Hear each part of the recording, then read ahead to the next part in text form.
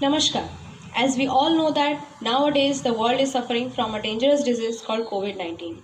So the government of India from Cultural Department has given an opportunity to the Al Sangeet Academy to perform a Sambalpuri act. Through the act, they want to show how they can dance by maintaining social distance. Even though COVID-19 is spreading all over the world, still then all types of works are continuing. So through their dance, they want to give you a message that cultural activities should continue and they promise you that they will follow the guidelines of COVID-19 obediently. Thank you. बोलो माँ सम्मेश्वरी की